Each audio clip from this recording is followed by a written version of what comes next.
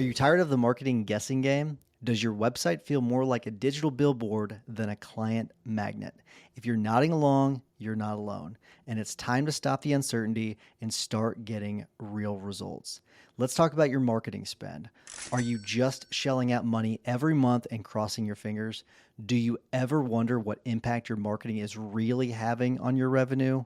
Well, it's time to take the guesswork out of the equation with Rise Up Media. We've been working with them for over a year, and the feedback from our fellow members has been fantastic. Rise Up Media is here to take your marketing to the next level. They'll even perform a full audit of your online presence, giving you the good, the bad, and even let you in on what your competition is up to that you're missing out on. And the best part, there's no obligation, no catch, no pressure. If you decide to work with them, their contracts are month to month. That's right. No long-term commitments tying you down. So what are you waiting for? To learn more about how Rise Up Media can transform your firms, visit riseupmedia.com/maxlaw, and Rise is spelled with a Z. riseupmedia.com/maxlaw. This is Maximum Lawyer with your host, Tyson Mutrix. Evelyn, so I have a quote from you. It's immigration isn't just law. It's about people, purpose, and opportunity. What does that mean? That means to me that immigration is about creating legacy. I love the work I do because I'm dealing with people and I have a goal to help them get to Canada or the United States to transform their lives, whether they are a business person or a family. And it really feeds my soul. It's a passion of mine to know that I'm creating a whole new generation of immigrants, businesses, professionals that get to create a legacy in a new country and launch their families. Oh, you said legacy twice. Yes. So why legacy? Why is that so important? I think everybody wants to leave this world having left something behind, not just our children or our families, but a real sense of purpose and I was here and I did something. And I feel like with immigration, it allows for that transformation because you don't just move as a family, then you have next generation and you create wealth or you create businesses, you make a difference in the new country that you've moved to. So I feel like most immigrants want that sense of legacy. They want to leave something behind that makes all of the sacrifices that they've made worthwhile. Leaving their home, leaving their family, leaving their home country. So for you, what sort of experiences have you gone through that have colored that viewpoint? Because you clearly believe that. That's something I can tell. What experiences have you had that have made you have that viewpoint? Well, I'm an immigrant. I was born in Ghana, West Africa, and we immigrated to Canada when I was 5. And I never thought I'd be an immigration lawyer. I was a corporate lawyer. But it must have really stuck with me because my dad left when my mom was pregnant and went to Germany. Our immigrant story is he became a mechanic because it was the fastest thing he could do from a very poor village and a poor family. And then the people that he befriended helped him get to Vancouver, this Hungarian family that he had met in Ghana. And they helped him get to Vancouver where they immigrated. And then my mom came. So she left me with family when I was like 3. And he wanted her to see if she'd like Vancouver. And then he came to get me. So I did not meet my father till I was 5 at the airport. So I really have a deep understanding of the importance of immigration. And obviously it's a wonderful thing. They've changed my lives. However, that 5 years, those are big things and big periods of time where you're not with that parental person. And so when I work with immigrants, I'm always like, even if it's going to take 5 years to get them, go visit every year. You know, it's easier now with FaceTime and all the technology, but back then you would be writing letters and sending cassette tapes. So I didn't have that same experience of being with my parent because he was busy immigrating and starting a whole new life for us. So I feel like, you know, my dad's passed now almost 8 years. It has been his legacy that he's raised 2 lawyer daughters, that he's established his life, and he gave us so much that he sacrificed, and that meant sacrificing time with me to pursue the bigger goal. And I feel like most immigrants have that. That was the exact word that I was thinking was sacrifice. And the fact that he did sacrifice that for the benefit of his family, that's incredible. I wonder if he were to go back and do it again, do you think he would still make the same choice? He's very proud of me and my sister. His whole goal was for us to have the opportunities that he didn't have. And so he would absolutely, maybe he would have brought me sooner. We talked about it. And I think those things affect your relationship for years, that attachment that didn't happen until later. Whereas my sister was born in Vancouver, we're 7 years apart, and she never was without either of my parents. So for me, I was without both parents for a couple years, and it changes who you become. So for me, when I think about immigration, I think about the need to stay together as much as possible. I always want families to come together, but sometimes one person has to go first. And I always want them to cut that period as short as possible, because I've seen some of the negative impacts of that if the absence is too long. So given that experience, I wonder if that's guided the way you counsel some of your clients. I think it has. I mean, obviously, most of our clients at my firm are corporate and professional. They bring their families if they can. But some of them come as caregivers, as nurses that maybe not able to bring their families right away. I always say you have to go home every year. You have to. Or your employer needs to send you home. Or you have to get started on the permanent residence right away, because I've seen it when children are apart from their parents too long, and it can create a lot of family drama and a lot of feelings of abandonment, and we don't want that. So we're very big on saying, like, let's do it all together, or let's do it fast. Yeah. So you said at the very beginning it was about bringing people to the United States or to Canada. The first thing that I thought of was like, it's two sets of values that are different. Mm-hmm. Right? U.S. and Canada are not completely different. There's a lot of overlap, but you are selling different things, right? When you think of, like, whenever I think of the United States, I think freedom. That's like one of the big things I think of. Like when I think of Canada, I think of like really nice, happy people. I don't know. It's just we are. You know what I mean? Like, so but I like there's no like real like value that I think of when I think of Canada. I don't know why that is. Interesting. But I think of like when like the U.S. it's like freedom. Like that's like the thing.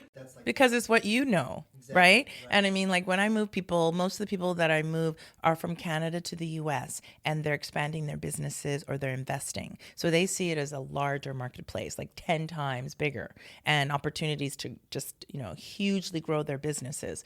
Most people are doing it for business or investment reasons to get green cards. Most people come to Canada for lifestyle. So there's a difference. Healthcare, for safety in a different way, maybe than they've come from another country and they want to feel safe if they've come from a war-torn country. So people choose different countries for different things. Well, that's what I wanted to ask about, because they are so different. I'm glad you mentioned that. So, like the differences, and because I knew it would be easier because you spend so much time in each country.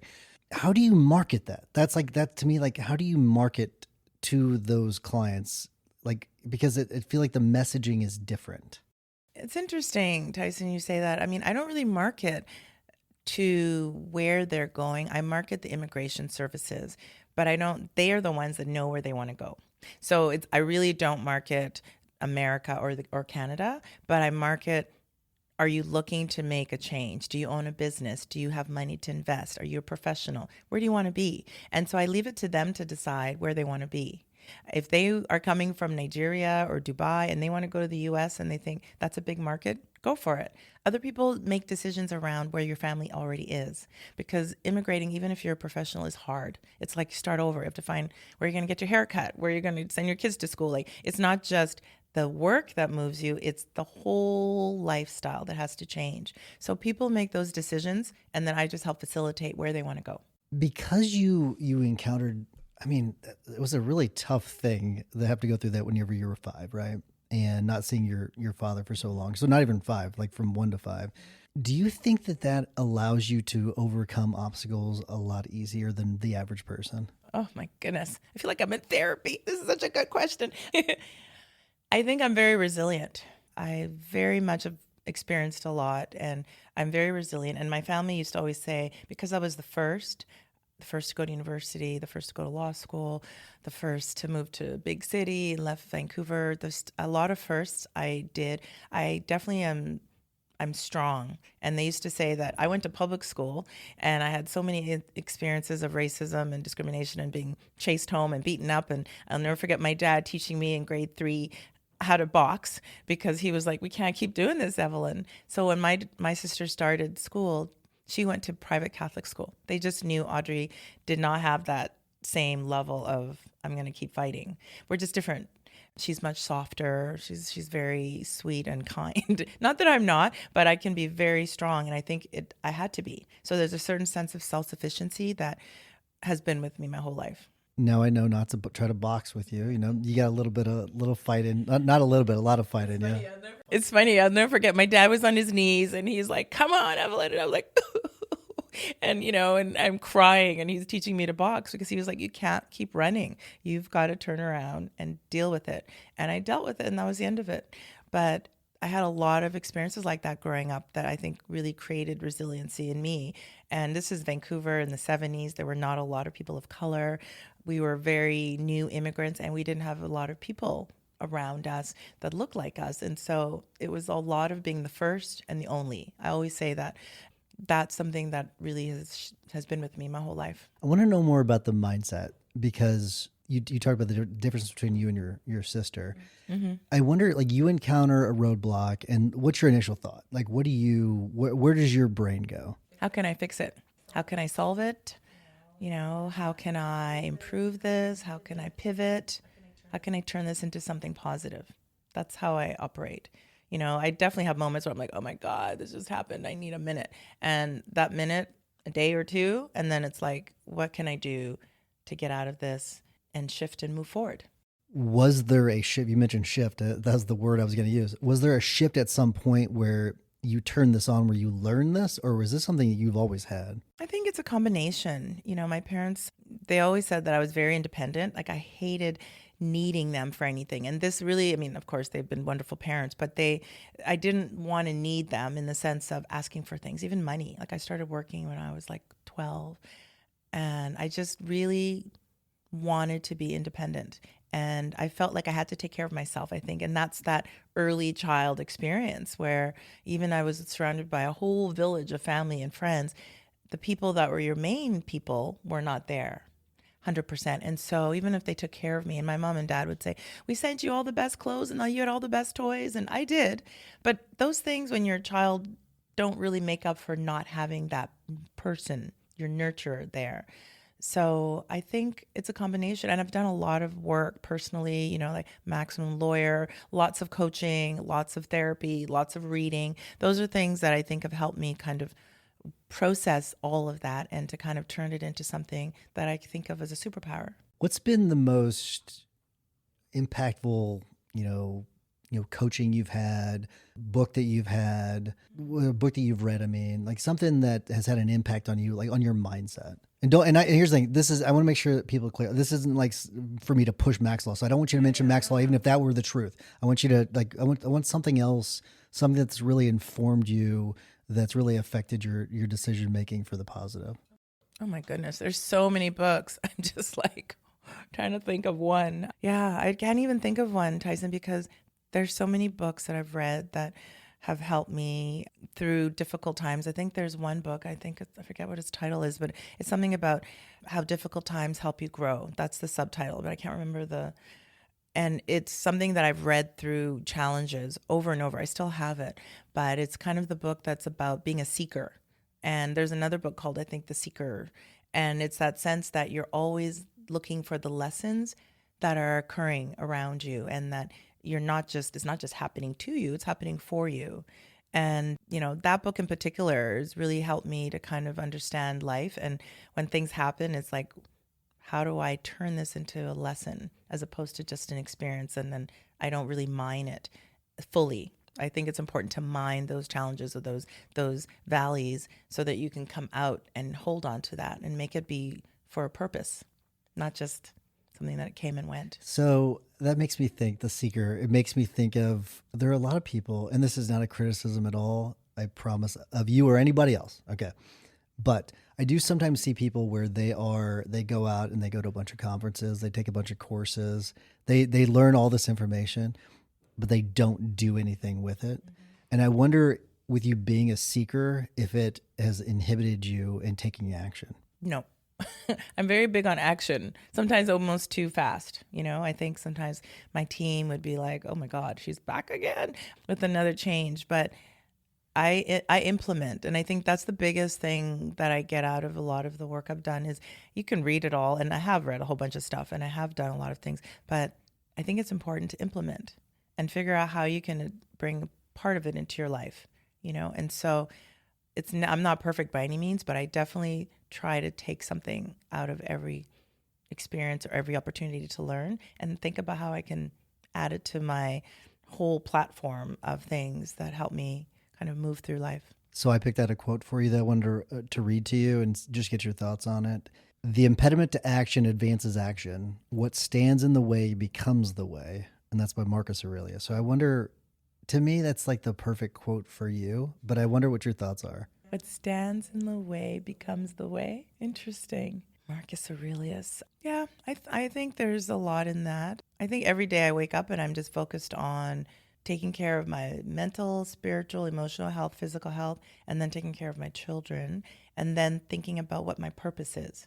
So that's really important to me is why am I here? And how can I make today better than yesterday? That's a big thing for me. And I think people who aren't growth minded, I'm not interested in, I just feel like I want people around me that feel that same passion to do better. We can't always do better every day, but to at least be striving and to understand what that looks like, what that feels like to be a tiny bit better than you were the day before. You had mentioned independence before, right? Mm-hmm. And I wonder if that colored your decision to leave cushy corporate law and to start your own firm. Yep. Freedom is one of my values. So, my values, I would say, is freedom, which for me is independence. Relationship is a value. Authenticity is a value. And just being really transparent. So, yes, I think, I learned so much in big law. I would never, ever, ever regret that time. But it was a challenge. I was in Toronto, big law, global law firms, sometimes being the only person of color and working 18, 20 hours a day, 7 days a week. I put in my share. I paid my dues and I learned a lot. And 12 years doing that and making partner made the goal. But once you get there and then you're like, is this really what it is? You're like, well, is this it? And I just decided I wanted different. And I wanted to be able to start a firm that allowed me to bring all of myself to work in a way that I wasn't able to in a firm that I didn't control. Does that independence cause any issues at work when it comes to the team where you kind of want to maybe be off on your own, doing your own thing, or have you? With my firm? With your firm? No, I think I drive the vision of the firm and they know that this is the vision for us and what we're doing and they know why we do what we do. But I'm very team oriented in the sense that I need these people. I always say, I have a saying in my office, I said, your team are your dream builders. They are really helping me build my dream of having my own law firm and take care of my family. And I tell them that all the time. I could not do what I do without them. So we are very much a team, but I'm still leading the team. I like that. I'm glad. I'm happy to hear that too. When it comes to vision, and you mentioned your purpose, so this is a good segue because I want to talk about both of those things. Are those two tied together? Yes. And in what ways? My vision is for Ackah Business Immigration Law to be the premier boutique immigration law firm in North America. And it's tied to the purpose of making transformations happen in people's lives and helping, 1 million people become immigrants, whether it's in Canada or the United States. And so it just drives me because that is what my purpose is and it's tied to my vision. And so in order for me to implement my vision, I need to keep the purpose close. So whenever, something happens at work, I always say to everybody, remember why we're doing this? Like, look, we just had all these people successfully enter. And if we have one that doesn't get through successfully, let's not let it get us down because we're making such a big impact in people's lives every day. And when we have tough days, I always tell the team, just remember why we're doing this. We're here to change lives every day. And so I think they're just interrelated for me, purpose and vision. Yeah, I agree. Which I'm going to now ask about you said you basically get up every day to take care of yourself. How do you take care of yourself? And I'm very curious. The first thing I thought of was, what if she has a morning routine? Because everyone talks about this morning routine, and Hormozy thinks it's a bunch of hogwash to have an actual morning routine. But I do. yeah, so I wonder what your morning routine is, and what else do you do to take care of yourself? My morning routine is I get up, the alarm goes off, or I wake up before the alarm, and I just lie in bed for about 5 minutes and just kind of center, kind of just be grateful I woke up again, and don't look at my phone. I do a little meditation. I started this practice. It's called positive intelligence. It's called PQ. Probably about 5 or 6 months ago. And it's really helped me through a recent transition to just kind of start my day with, it's kind of like a meditation that's about mindfulness, but also about developing that strength in your brain of being able to detach. So I do that, and it's like 5 minutes. And then I usually stretch a little bit because I have sore hips. I'm getting old. And then I usually, if I go to the gym, I see my trainer 3 days a week, or I work out at home. I do all that before I get my kids moving in the morning. So it just kind of helps me. And then I look at my phone. So I really try not to look at my phone for the first hour or 2 hours in my morning. How, I need advice. How do you not look at your phone? Do you use it as an alarm clock, or do you use something else? Not anymore. Okay. So guide me, help me not look at my phone. Get an alarm. Yes. Okay. Leave your phone in another room. Here's another thing you got to know about me. I tried an alarm, but the light was too bright on it. I need a light that does not show up during the night. It'll drive me nuts. So do you have like a model that you can think of? Well, I have a kind that it like the sun comes up with it. You know, it's like one of those ones, or you can hear bird chirping, but it doesn't have that. It doesn't have the LED thing. So it only gets brighter as the time comes for you to wake up. I love it. Is it that dome-looking thing? Yeah, mine is round. Okay, I know what you're talking about. Okay. Yeah, you can get them on Amazon. But yeah, I hear you. Or what I do sometimes too is I have one of those old kind of alarms, and I just turn it over. I turn it over. So I don't actually look at the clock. I don't look at the time. I don't know. I just need the alarm. Or you could stick it in your side drawer. Like literally, it's just for me to wake up with. I don't need to know what time it is. There are options, Tyson. It's like, because once I look at the phone, it's over. All of that meditation and gratitude and everything. I'm already like, oh, there's a problem to solve. And I don't want to start my day like that. Have you started to delete like social media apps by chance? I'm just curious. I've considered it. I haven't, but I also don't manage a lot of my social media, thank goodness, right? My team, my marketing team does a lot of it. I'm on Facebook for Maximum Lawyer, but also some wonderful lawyer mom groups that I'm in. So I'm still on, but I'm not very active except for on those groups where I actually know the people and also immigration Facebook groups. But all the other stuff is kind of mostly managed by other people in my office, which is good. And LinkedIn, I do some LinkedIn, but they do a lot of it for me too. I want to know more about PQ.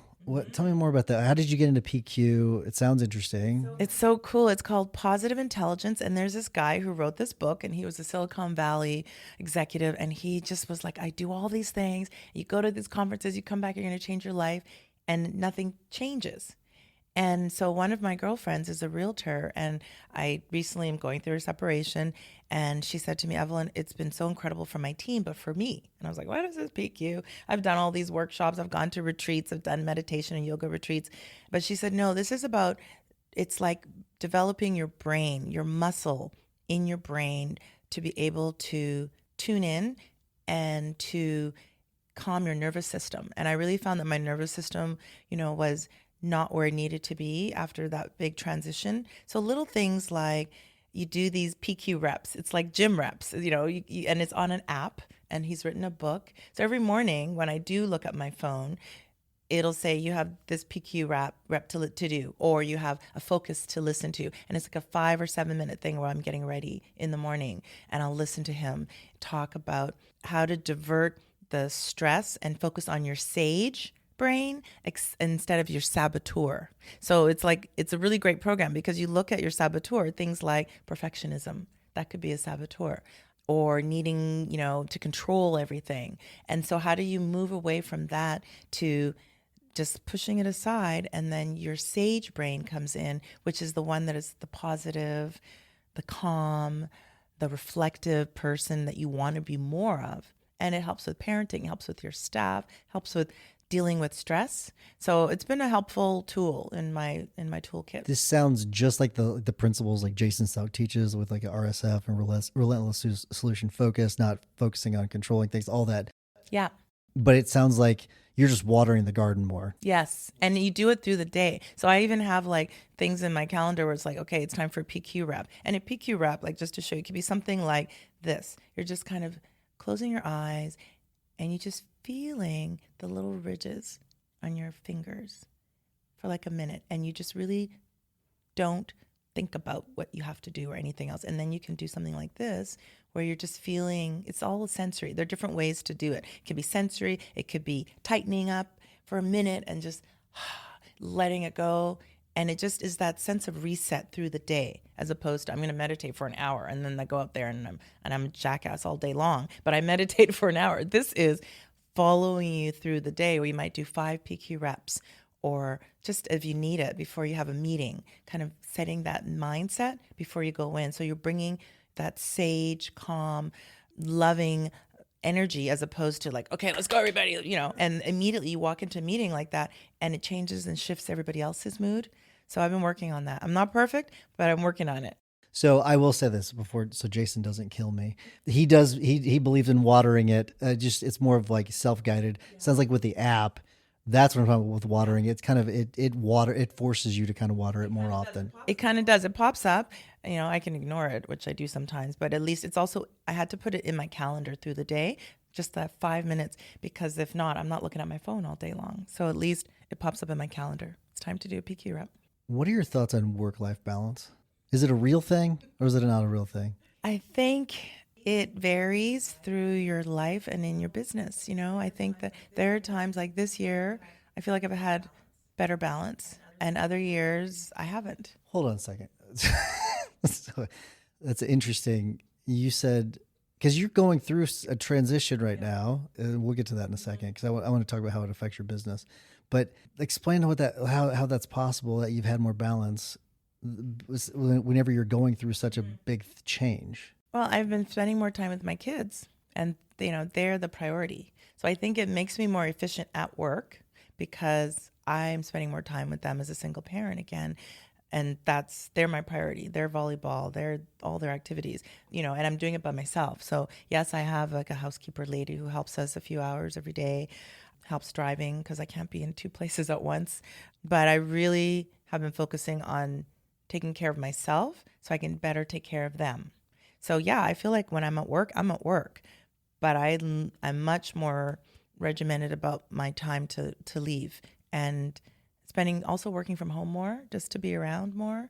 It's important. So I feel like what you focus on expands. And if I sat at work, I could sit at work for 18 hours a day, but I'm being more efficient, I think, because life is less stressful and I'm able to just go home and be with them. And then, yeah, if they go to bed, I might do a little bit of work, but I've actually been working less. I have increased my team, and I finally found my unicorn, a senior immigration lawyer who's just killing it. So it's definitely freed me up to not be the one that knows everything. So I'm going to go into this topic. I'm not going to go deep. I'm not going to get into any of the details, but the reason I want to know about this is because it's my understanding that your husband was pretty crucial to the running of the firm at some point, or was at least considered.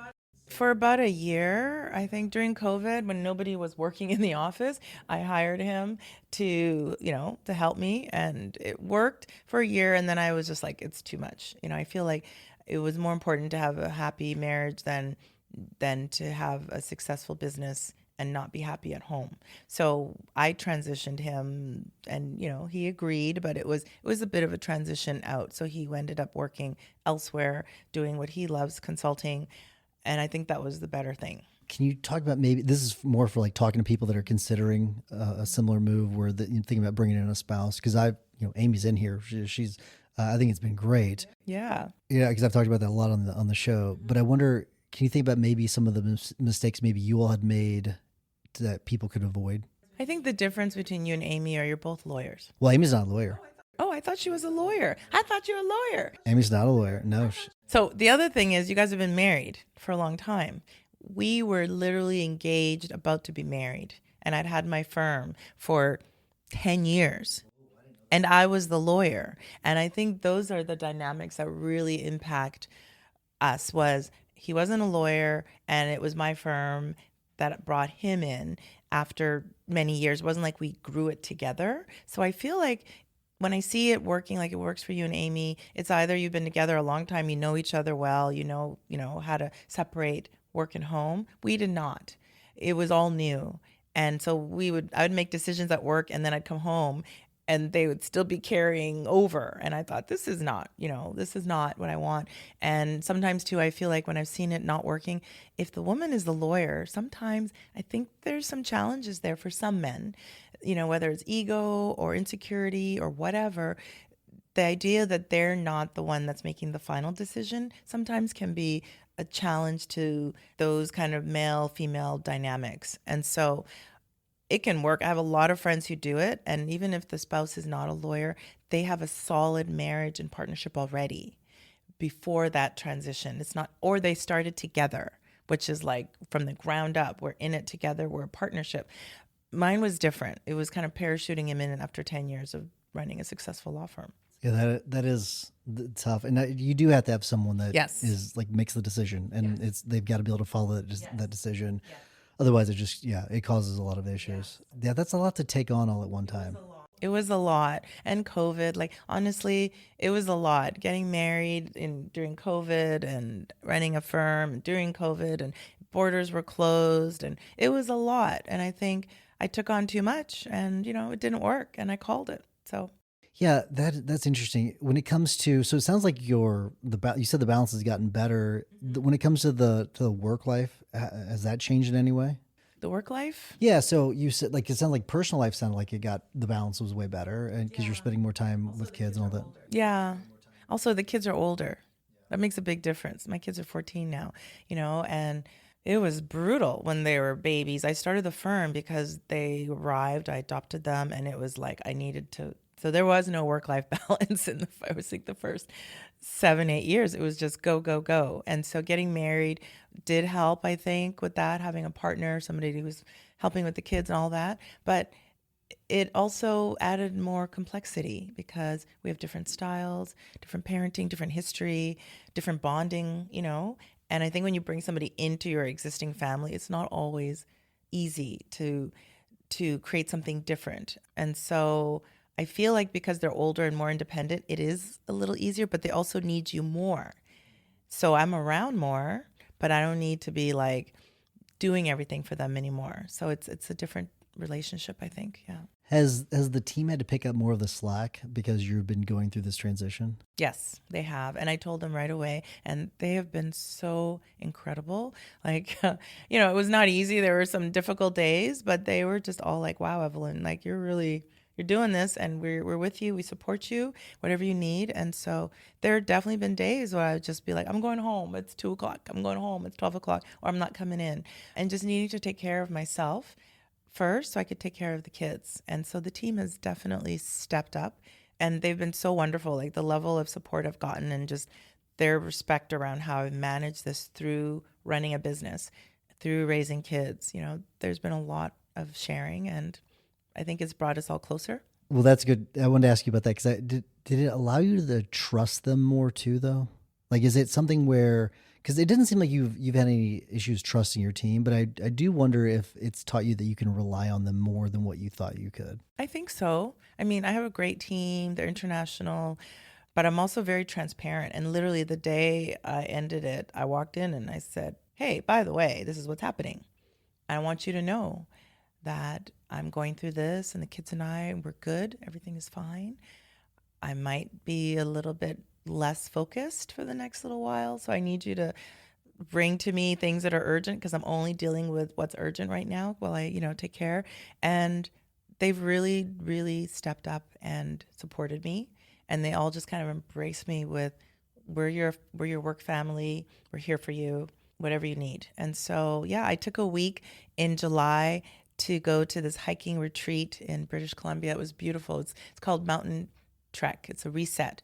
And there's like no technology, no coffee, which was a little hard, no alcohol, and really healthy food and hiking every day, but also lots of like the whole Nordic circuit of hot and cold and ice water and all that, and massages and body work and just being out in nature, like tree hugging. It was crazy. It was wonderful. And it really helped me. And I did nothing that whole week. They just took care of everything. I didn't talk to anybody.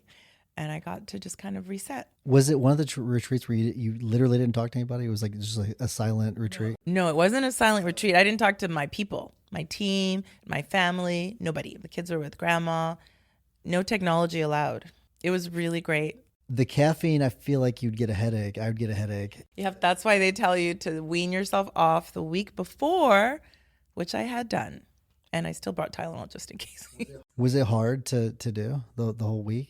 No. Once the first day, and the food was incredible. Everybody lost weight. It wasn't the reason I went, but the hiking it's pretty intense, right? If you're not a hiker. I haven't hiked for a long time, but it was just beautiful. And you had different groups. So there was like 73-year-old woman in the group that was in the group 4, which is the slower group. And then group 1, they're basically like rappelling. And I was usually in group 2 or 3, but it was just being out in nature. And I feel like nature is so healing, and I got a lot out of it.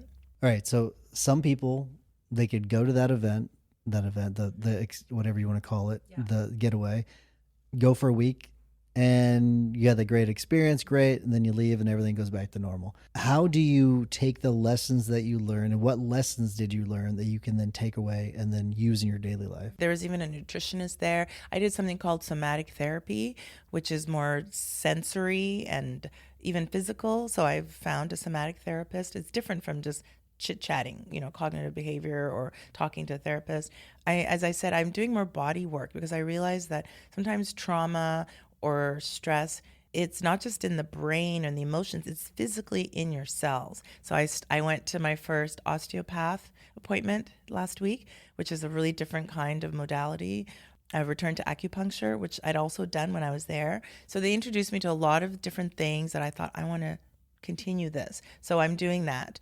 And I'm also, what's the other one? Reiki. So again, these are all kind of like, they sound a little woo-woo, but they're also kind of helping my nervous system kind of come back down. And I think that's what I needed. I mean, there's no regrets. Life happens. I'm happy. But I feel like my body still needs to catch up with my mind and my emotions around a little bit of the trauma of divorcing and going through that and thinking about your children and wanting to make sure you're doing the best for them. So that's carried over. And I've added an extra day to my personal training routine. Strength training is really important. I do it already, but we've kind of increased the weights and increased the amount of time I go. So I feel like what I love is they have like a month follow-up and then 3-month follow-up and 6-month follow-up. So they want you to think about even your work life. They even gave us some strategies around how are you managing work? So I haven't gone back into this crazy throw myself into work. I'm trying to find the balance and keep the balance that I got from that experience. Have you done any therapy on childhood trauma? Mm-hmm, I have. I'd heard, and I wonder if this is true. I'd heard, I think I saw it on a video, but how if you have a trauma, let's say you have trauma at 5. Yeah. Right? Yeah. Sometimes your emotions will get stuck at that age, whatever it was. So whenever you have let's say it's anger. Let's say you experience a really traumatic event and it made you really angry and you become angry now. Yeah. It usually relates back to like when you were 5. So have you found that to be true? I've done that. I did that work when I was in my 20s, because I love my family, but Africans historically are not really big on like modern Western therapy. It's not a thing. Like we're just kind of, your family and your community support you. And I was reaching out during law school because I felt like I had some stuff to work through. So I did inner child work in my 20s. For me, it was more around abandonment because even if you know why your family has left you, that's my trigger. That's my trigger. And so I needed to really process that. And I have to say, parenting again, it's almost like you get an opportunity to reparent yourself. It has been the most incredible experience watching life through, you know how it is, your children's eyes, but also thinking, how are you going to traumatize them? What are you going to give them that's different from what you got? Of course, you want to make sure, we always want to improve upon what we received, but they're still going to have issues. And so for me, it's been, how am I going to parent in a way that is loving and supportive, where we can talk about feelings, not in the way I was raised where you didn't really talk about your feelings, but they know no matter what, I'm on their side, no matter what. It's really allowed me to reparent myself also by parenting them. Love that. We're going to do, there's no great transition into this. So we're going to shift gears. And I want to talk about, there's been a lot of changes in the U.S. immigration, right? Mm-hmm. And if I were an immigration attorney, I'd be like, what is going on right now? How do you keep eyes on the prize, focused in what seems to be a very turbulent time as an immigration attorney? Well, I have to say I'm so grateful I'm in Canada, honestly, because I feel for my friends that are practicing in the US, it is stressful. I feel the stress when Americans call and say, I got to get out. I have a trans kid, or I have a non-binary kid, or we're a lesbian couple. I'm worried about some of my rights that might be changing, or I just want to have my daughter be able to go see a doctor and get birth control. Like I feel it through their stress. And so I focus on my team. We talk a lot about this. I'm like, we have to take care of ourselves, because we don't want to take on that level of anxiety and stress. And some of it is hysteria. Some of it is people are emotional. They're crying, like things that, people are scared. And so in Canada, I'm feeling it, but not in the same way as lawyers here, I have to say. And I think because I do mostly professional immigration, corporate business immigration, it's not that same, oh my God, I'm being deported. Like that stuff. That's why I don't do that work. I know myself, and I knew early on I could never do family law. I could never do criminal law, because I'm just too emotionally connected. It would be too difficult for me to separate. So for me, choosing this professional corporate immigration, there's a bit of a distance. Still, it's emotional and it's challenging, and you want to be successful every time because you know what's at stake, but it's not life and death. My people are not being sent to camps in another country. So yeah, I feel like the self-care has been increased this year for sure. Has it affected the business at all? We're busy. We're busier than we've ever been. We're going to have our best year, which I'm very grateful for, but I'm also torn because I don't want to be busier because people are feeling they have to leave their country of birth or leave the US, because America's a great place. It's just going through, there's so much division right now. And so we just recently moved up my godmother's stepdaughter, Washington State. They're professionals. He's a physio. She's a naturopathic doctor. They have 2 kids, and they just said, we're moving. They just moved to Calgary. And so I'm doing work for people I know, some of them, and it feels even more personal because I have to be successful. So there's that added pressure, like, oh my God, what if I don't get them into Canada? Like I have to look at them at Christmas dinner or whatever. It just feels like more is at stake now. It's interesting because I feel like that on like every case. It's like for us, because like every case, like it's about an injured client. I think when it's somebody like I've immigrated somebody from Ghana recently too, and I know him. And if it wasn't successful, like the life-changing transformation that I could offer him, if I wasn't successful, it feels even, I think, more of a failure. Different. Of course, I hate to fail my clients, and we don't usually, but it happens. And then we have to figure out how to fix it. But when it's somebody and you will see them at dinner at your house, it feels even more personal. And I hate working for family. I've actually decided I don't want to do it because it's very stressful. If something goes wrong and you can't control all the pieces, you can't control immigration processing or whatever, it feels very much like I've let them down. And I don't want that ever. So it was interesting. So I remember Jim and I talking about, it was before the election, and he was talking about being worried about Trump winning. And I remember asking him, I said, well, when was the busiest you've ever been? It was whenever Trump was elected. The last time. Because he was worried about business going the other way. Yeah. And I was telling him, I was like, no, it's going to go up. It's going to go way up. And it sounds like I think that's true. My concern, I think, would be for immigration attorneys at this point is that I feel like it's almost artificially inflated right now, where people are going to start to staff up, beef up. So my concern would actually be on the back end of all of this. It's that And I think this is a really important business lesson for people where you might have to temporarily beef up. This is not a permanent thing. No, it's not. This is a temporary thing. Temporary. Whether you agree, it just has nothing to do with agreeing with the policies or not. This has to do with, from a business standpoint, my concern would be, people thinking that this is like a long-term thing. And I don't think that that's what it's going to be at all. Yeah, no, I don't think it is either. I mean, like we had the first 4 months of the year were the best 4 months we've ever had. And then we're like, oh my God. And so I started looking to hire, right? And I hired a junior lawyer because I still was looking for that senior lawyer. And then I found the senior lawyer. And then I realized, and that I think another paralegal, that we had too many people, but also the junior lawyer didn't bring value at all. Like she oversold herself. So I let her go. And it was because I didn't want to carry her to train her for a year or two for her to be productive. Whereas this one with 18 years experience walked in the door. She could replace me on everything except she's not great yet at selling consultations, like selling the file.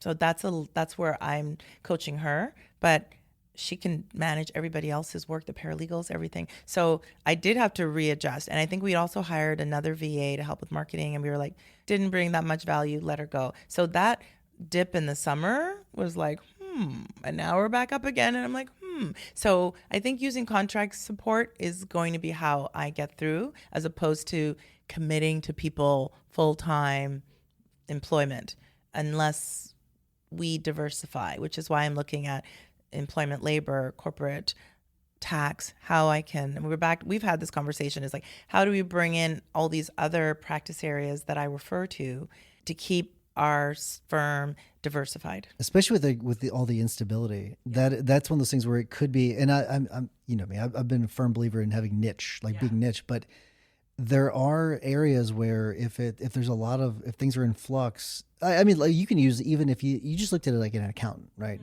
Their busy season, what is it? The first few months of the year, and then it's kind of steady, and they have to find other things to do, like bookkeeping, all that kind of stuff. But like I would be okay with if there's any fluctuation in your business like that, I'm completely fine with having these other areas that help keep things as level as possible, because it's the massive ebbs and flows that are really, really dangerous. And so how do you as the owner prevent yourself from siphoning all the money out of the business because things are good, and then whenever things are not so, because that's where you have to plan for those downtimes too. So how do you what fail safes do you have in place to prevent things from that happening? Well, I think putting a lot of money away and having a big emergency fund for the firm, or to be able to operate the firm for 6 months or more in case things really decline.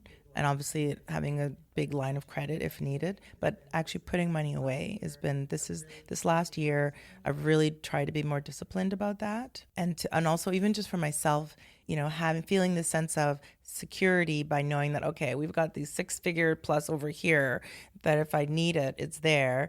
It'll cover 6 months or more. And it's not my money to touch. It's the firm money in case we need it. So that emergency piece has been really great to have. It's not trust funds. It's literally money that we've earned that we've just put somewhere else. That's been helpful. And I have new accountants and bookkeepers that are really strategic, and more CFO support, which has been helpful for me because I need the discipline for sure. Is it a virtual CFO, or do you have an in-person CFO? They're in Canada. They're in Calgary, but they're national too. Are they full-time, I guess? Oh, no, they don't work for me. They're my accounting firm. And then they have their bookkeepers that also do our monthly bookkeeping. Yeah. Because I was wondering what your thoughts were on a virtual CFO. Because I know multiple people have been talking about having a virtual CFO where they, work part-time for the firm and all that. I just wonder if you had any thoughts on that. I would love to have somebody. I've struggled to find, I tried to find a COO, and in a few weeks I was like, oh no, this is not the right person. So for me, the ideal would be having a great COO and maybe a virtual or part-time CFO. That would be a wonderful addition for next year. That's kind of my hope. This isn't to criticize the person you were considering, but when you were looking at that situation, what made it a fit? What made it not a fit? What made you interested in the person? What ultimately made you decide not to go with that person for the COO? I feel like people sell themselves so much, and I think no matter how many tests you do, and you've got your whole training model, and I use some of it even I feel like people are not always who they are, they present, and if they're not self-aware, it's like, I'm this perfect, wonderful person. And she sounded incredible. And we seemed to get each other. But then she came into the office, and immediately I found her divisive. And she was kind of like, she didn't have my back in the way within like what? Like I was like, what? Is this your firm? Like what? It was bizarre. And then kind of creating drama on the side. And I thought, this is not what we need. We need somebody who's above the fray, who's got my back and who is my person. And I thought she was, and she wasn't. So within a month, we just ended it. I ended it. And everybody was like, oh, thank goodness. Because she made people feel badly about their work quality. And I was just like, that's not what you want. And somebody who doesn't even know how things operate, you don't walk in and just want to throw everything away. Take some time. I want all your suggestions, but give it a few months of observing and learning what everybody does before you start wanting to throw everything out. I think that's smart. You dodged a massive bullet. I did. That's really good. I've learned to, I think I hire slow, but I'm still making hiring, mistakes. I think it's never perfect, but definitely firing fast, very much. All right. So and if you don't want to talk about this, because this is actually being recorded, you mentioned this on a hot seat. So if we can cut this part out, if you don't want to talk about it, but there was a time where you had a bunch of influx of leads. Do you remember that? Mm-hmm. Can we talk about that? Yeah, I remember that. Okay. So you had the massive influx of leads, and it was causing a bunch of issues with the firm.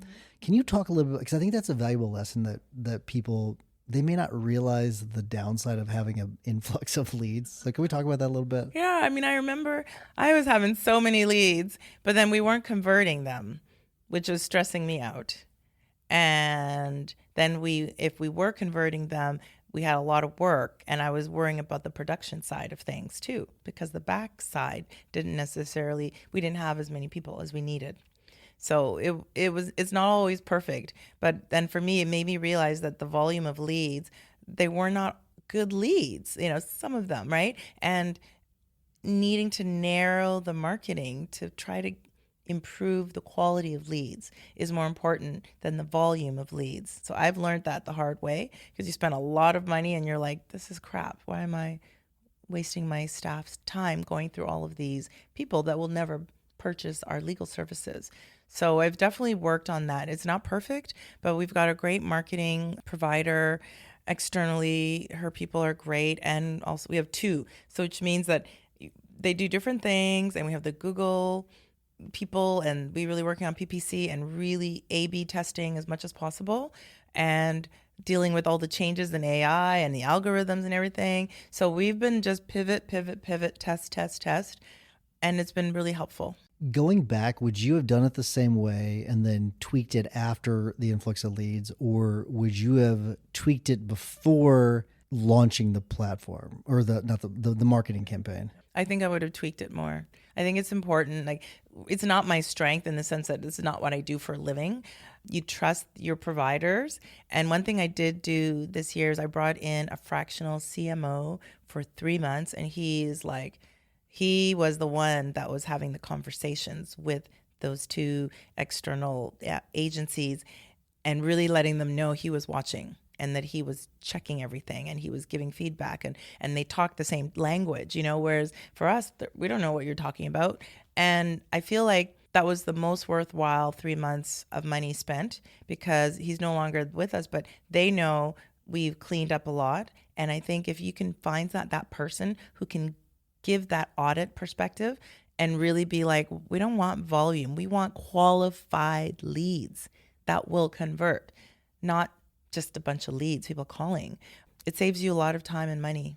I wasted a lot of money, I would say. Why only the 3 months? Well, it was a short-term contract for him to be able to talk to all of our people and really kind of get them to justify what they're doing, and to cut through the bullshit and make sure that what they were doing was effective. And so we did some tweaking every month, and we met, and he talked to them. But also, I didn't want them to feel threatened, because I didn't want to lose them. They're great, hardworking people. But we wanted them to know that we have a professional on our side. So if I need him, like the plan is I can always call him in and he can spend another 3 months, but I don't need that person permanently. If you've got the campaigns going, you've maximized them, he's like, yeah, they're doing a really good job now. Like we've cut this crap and now we're doing this. I felt like let's just take a pause for a few months and then we can come back again and look at it. That's interesting. If it were up to him, would he, because sometimes they will push, I'm just generally talking about all the virtual, CFOs, COOs, or any of them. But if it were up to him, would he stick around full time or? I don't think so. He's busy and we know that he's available. And I think if I start feeling and seeing a change or feeling like we're not getting what we need, I felt like his 3 months with us, he met with everybody. He drilled down. He questioned them. He had them justify. He had them A/B testing everything. And he let them know, like, we're watching. Like, don't be doing anything that is not going to be the benefit of this firm and Evelyn and her marketing. And so we did as much maximizing as we could. And so I think maybe in another 3 months, we'll bring him back again. But I think giving them a break where they don't feel like there's like this overseer all the time too. I want them to know that we trust them, but we also were needing somebody who spoke their language. And this person has like 25 years of marketing experience and could say, oh yeah, they're doing a really good job. You've got good people. And even just to tell me like these two vendors, they're good. They know what they're doing. That gave me a sense of confidence that we'd finally found a team of people that actually knew what they were doing and they weren't just bullshitting us. Cause we all get this. They sell you everything and they're like, sure. And I don't know what that means. He was able to give me that confidence. I love that. If you'll give me his information, well, I'll put it in the show notes because it's one of those things where like I like working with good vendors and we like to celebrate the good vendors and just punt the ones out of the bad ones, get rid of the bad ones because that's why we started Becca's list. I love my people, but I'm like, I don't know if I want to share them with everybody. And then they'll be too busy to do my work. That is why is that a problem in legal? It's crazy because it is a problem where someone starts to get popular and then next thing their service just falls off the. That's what I'm saying. I don't want that. I don't either. And I don't want that. I want to be busy and have my clients still feel like they're the only ones. That's my goal. Is not to feel like we've got 300 files on the go, but that you're the only file. That's my goal. And I feel like we don't get that sometimes from vendors. How do you maintain that from a client standpoint? How do you make sure that all clients feel that way? We audit our files. How often do you do it? We do it every month. We meet every 2 weeks on files, but we audit them as well once a month. We have an external, like the senior lawyer does it. I used to be me. We do surveys with clients. We have client experience coordinator who calls the clients the files that are in process. So I love to know if I'm struggling with this portal or this tech, I don't like it. Okay, I like to hear it early on rather than at the end and then you give us a shitty review. So she calls within a month of us opening a file. How's it going? What's your experience? Is there anything we can do better? And we love to get the 10 out of 10. And and if it's an 8, why is it an 8? Is there something we can do? I get on the phone. And so it allows us to minimize the problems earlier. The client check-in calls are so valuable. So valuable. People don't realize the survey is great, whatever, but the calls you learn and you can head off issues so quickly. You can turn a problem client into a great client, like the biggest advocate just with a phone call. Absolutely. And I've sometimes, we make mistakes, things happen, and I'll hear, oh, I'm giving them a 6 because this, and I couldn't get on the portal, and I didn't like that it took 3 days for somebody to call me or whatever. I call those people and I say, listen, I heard this. Let me tell you what our standard is. I'm so sorry this happened. How can I make this right? What do you need from me? Blah, blah, blah, blah, blah. And they are usually like, oh, my goodness, I didn't expect you to call me, Evelyn. Thank you. Thank you for calling, but I'm good. It's okay. We got it sorted. Da, da, da.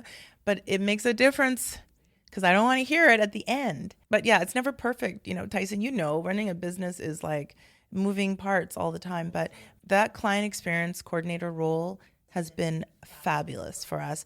And it's that checking in through the whole process. So 30 days, 60 days, 90 days. There's a call. And once the file is submitted, we're also following up every month and letting them know what's happening so that communication is happening while we're waiting for the government. But I'm really looking at ways to even offer more kind of at the end support. And what else can we do for you? And do you need referrals? Here's our VIP list of our partners. If you need a realtor, if you needed this, you needed that, so that they feel like we are with them, even if they've gotten that first step, that we don't abandon them. The end is probably the most important part. And there are a lot of studies on this about you could do, let's say you get 99% of the way there, you script the last 1%, and that's what they remember. That's what they remember. So getting that, and that's one of the parts that we've got to work on, like internally. It's easy to get all the other stuff set up. Yeah. It's finishing the thing out and doing it well. It may be the hardest part. I don't know. We're going back to like reporting letters, and it sounds like I used to do that with corporate and I used to do it with immigration. And then I stopped doing them because we say, congratulations, we send you a little something. And I think it's important to be sending something to remind them of all the great work we've done. And sometimes they forget too. But when you put it in a letter and a thank you, but plus a letter that said, this is what we did for you, I think it'll help them remember what it was that they received. So we've just gone back to that. You ever look back and celebrate your success? I do sometimes. I do and I don't, because I feel like being humble is really important to me and trying to be. I celebrate the team's success. I'm so proud of the team that I've been able to put together, and they're proud of themselves, and they know that I couldn't have done any of this without them. And so I'm really proud of the team. You know, we recently had a team retreat. We brought people from North America together. So much fun. And I've been to the Philippines, as you know, to see some of my team there. I've been to Ghana to see some of my people there. Like, I want people that are with us for the long term. But yeah, I think my dad would be really proud, and that's really important to me. And he was proud, and my mom is proud. But I think the kids know that mom's gone to work, and they know why I work. And early on, when I was a single parent, they were like, Mom, why can't you stay home? And I'm like, you know what? You want that Nintendo? I have to work for it, Nate. Or you want that ballet lessons, Lauren? Mom has to work for it. And so the kids, for me, that's the biggest piece, is they know my business. They come to the office all the time. They know the team. They know why I'm not home and why I'm doing it. So we can have great vacations and great experiences that I never had growing up, and they're appreciative. And I want that for them. That's what makes me the proudest, is that I can do those things for them. So if you look back like 10 years, like think about 10 years ago, that's when you started, right? No, 15. I'm old, man. 15 years. 15 years ago. Yeah.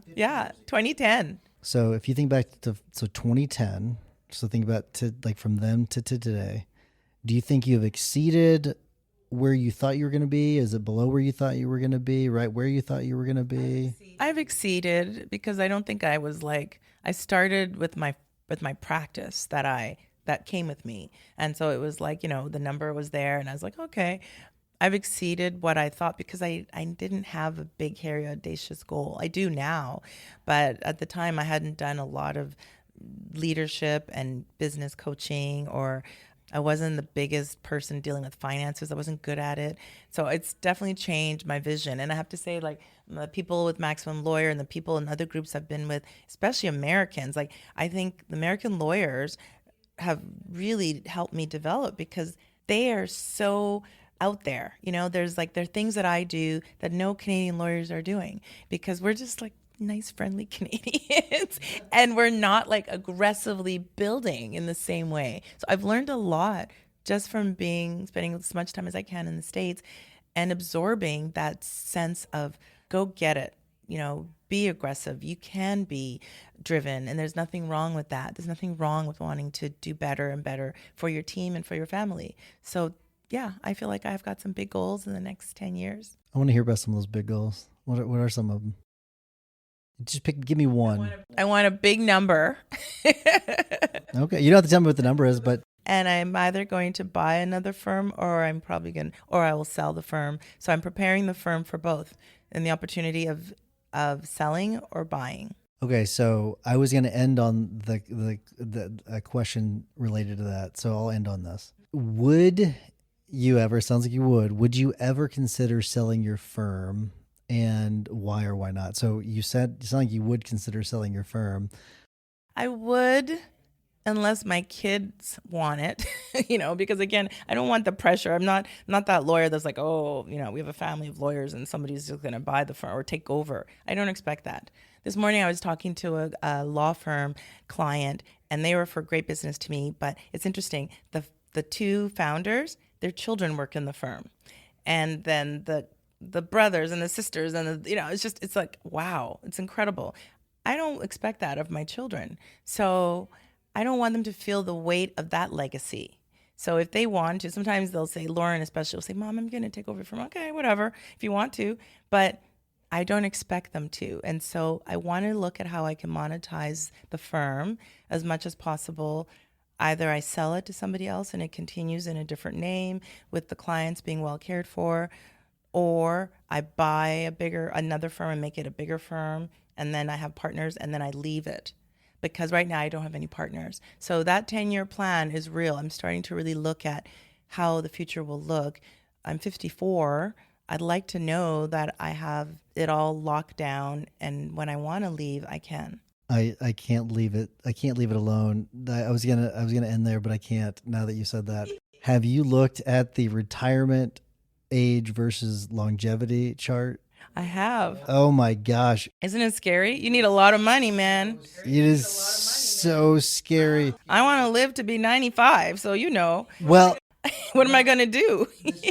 this chart, it shows the one I'm talking about, maybe a different chart. So let's say you retire at 54, right? You live way longer than if you lived at 65 or you retired at 65.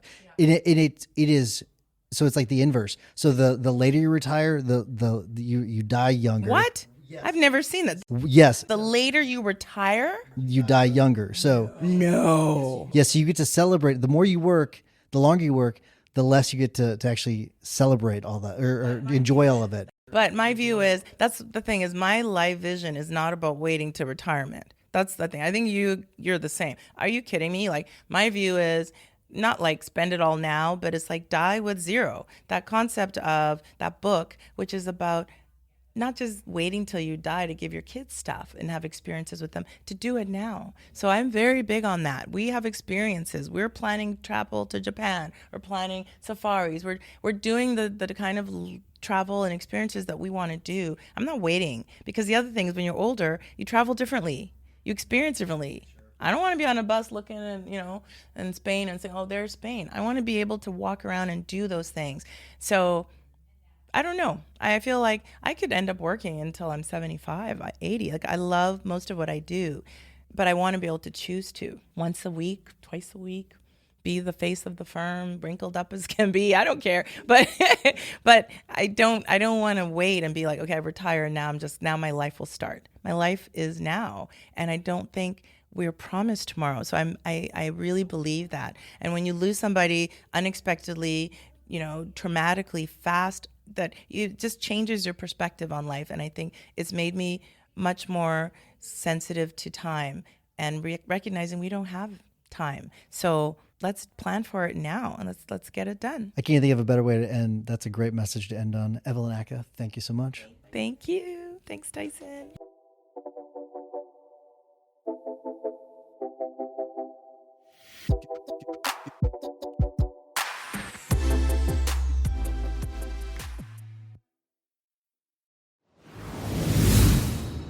The annual Maximum Lawyer State of the Firm survey is officially live and open until November 16th. This is your chance to see exactly how your firm stands up against others across the country, what they're spending, where they're getting clients, what's actually working right now. It's faster and more impactful than ever, and when you complete it, you'll get the full report for free, plus be entered to win a $500 Amazon gift card. Results and winner will be presented live on January 8th at 2 p.m. Central Time in the Maximum Lawyer Facebook group. Head to maxlawsurvey.com to be a part of the most influential report shaping the future of law firm ownership.